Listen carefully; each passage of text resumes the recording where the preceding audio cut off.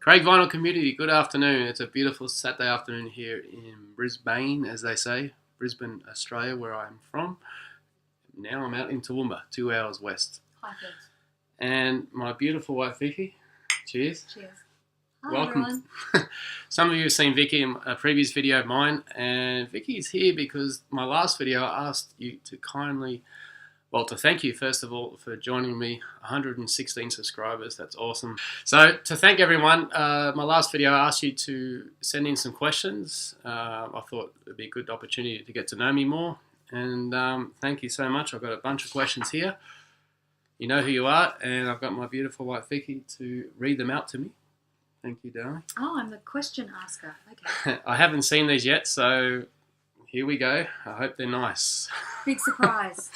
Okay, so the first question comes from Malcolm. Thank you, Malcolm. And Malcolm says, hi and congrats. Where do you live in Oz? And would you ever like to visit the UK? Cheers, Mal. Cheers, Malcolm. Well, I think I gave some of that away. So as I said, I'm in Toowoomba, which is about 2 hours west of Brisbane. Brisbane's the capital city of Queensland in Australia. So that's where I am. Would I like to visit the UK? Sure, I'd love to see the Wimbledon tennis tournament. I love tennis. I'd love to go there. I'd love to go probably more up to Ireland, Wales, that type of thing. Probably more out of London. Being right in London probably doesn't interest me as much, but to go outside and explore. But of course, I've got to check out the record stores in London. There must be some awesome stuff. I'd love to check out the Cavern Club where the Stones and all that used to play when they first started. So, yeah, to check out the history of rock and roll in London from the UK bands. But, you know, in terms of trekking or looking at in the countryside and that type of thing, I'd love to get outside around the outskirts of the UK. What about you, darling? Yeah, all that. Are we going? Yeah, and I think while we're there, we'd have to, make sure that we took in Ireland and Scotland, a few parts I'd like to see. And catch up with Malcolm, of course. Yes. So where are you, Cheers, Malcolm? Let us know in the comments. Thank you for your question. Okay, so the next one, Beat Up Record Collector. Hey man, give me your opinion on these Aussie artists. Okay, first one, John Farnham. Ah, yes. Yeah, a big part of my music history for sure. Yeah. Good old Farnsy, we call him here. Yes, he's known as Farnsy over here in Australia. And I've seen him in concert probably 3 times in Melbourne, in Australia. I've seen him 3 times. I think twice for me.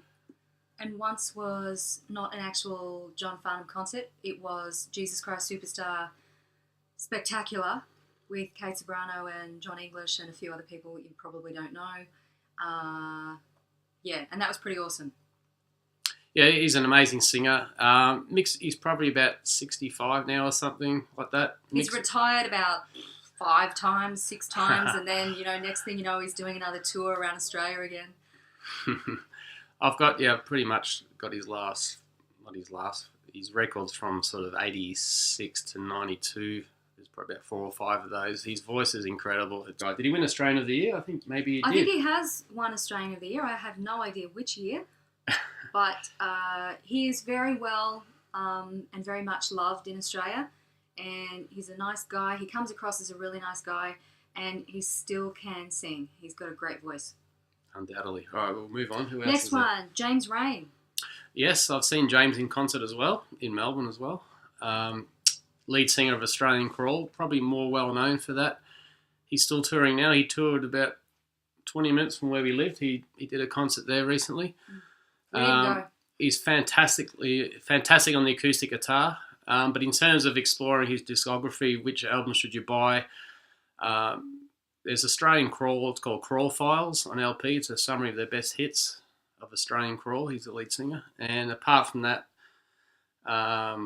probably an album called Hard Rain is a good album of his. But I don't know how that would suit the American market. I think as a solo artist, it probably didn't suit. But as the Australian Crawl, yeah, sure. Put them in the same category as Men at Work, for example. Should we mention that sometimes he was made fun of a little bit because people couldn't understand what he was singing? Yeah, I've mentioned before on Craig Vinyl, when I was younger, I used to listen to music and write down the words from the tape, stop, rewind, stop, rewind. But James Rain's probably the most challenging artist in the world. So you end up just basically making up your own song lyrics. Check him out. You'll know what I mean. If you check out a song called Maybe One More River. It's a solo song from him. You'll know what we mean. Yeah. Jimmy Barnes or Barnesy. Well, I've got a few of his records too. And he should probably be Australian of the Year if he hasn't been. No, he hasn't been, but he should be. He's probably the most iconic Australian Aussie pub rock singer we have. Certainly the most recognisable voice-wise in his singing. My dad can't stand him. He reckons he squeals like a chook with his head cut off, but I love it. He's dirty, he's sweaty.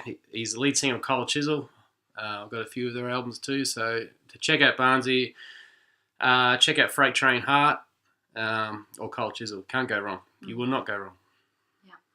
And just on a side note, he just released a book too, based on his life.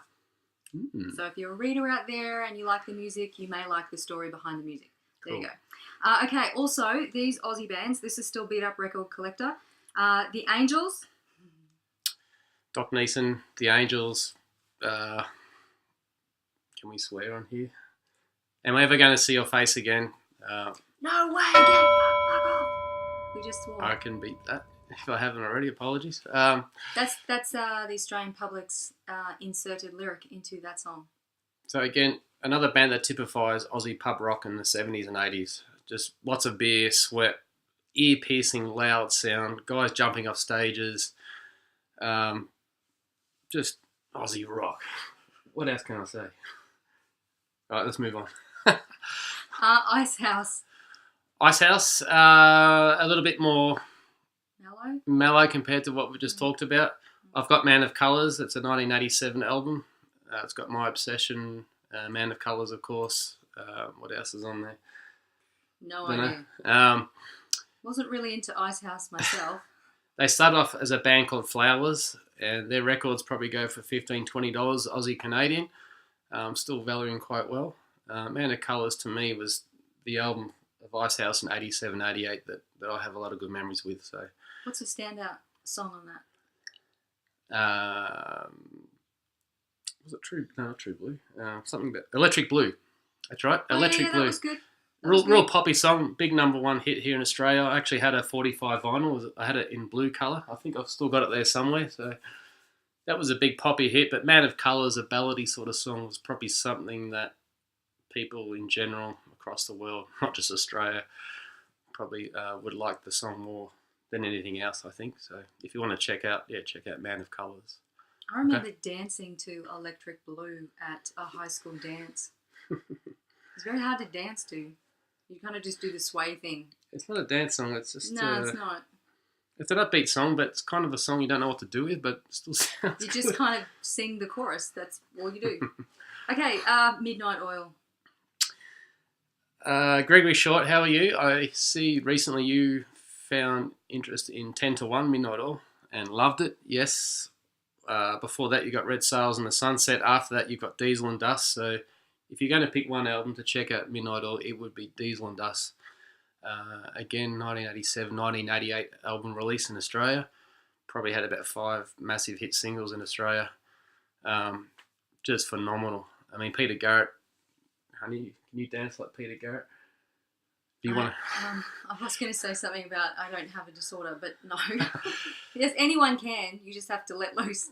Anyway, Peter, as I told Greg, Peter went on to, he's been in federal politics. Well, he just left, but he was in the Australian federal politics for a few years. Not really good. He should stick to music. I mean, he's an activist, and he makes a better activist as a musician, singer, songwriter. Powerful lyrics, picking up a lot of Australian history and making people more aware of it. Yeah, great respect to the Indigenous Australians and the influence mining companies have on our land, our precious land, and they sing about that. But fantastic. All right. Okay, so Beat Up Record Collector. Last question is, I already know the answer to this, so I might answer it for you. Also, do you prefer the AFL or the NRL? AFL. Mm-hmm. He was born and raised in Victoria, which is the originating, what do you call it? The home of AFL football. Yeah. The home of football in Australia. Yeah. Back Pre-1900s. Yeah. So he didn't move to Queensland until he was in his late teens. And I was born and raised in Brisbane, in Queensland. So for me, AFL, my father used to refer to AFL as aerial ping pong. But a friend of mine I can't stand that.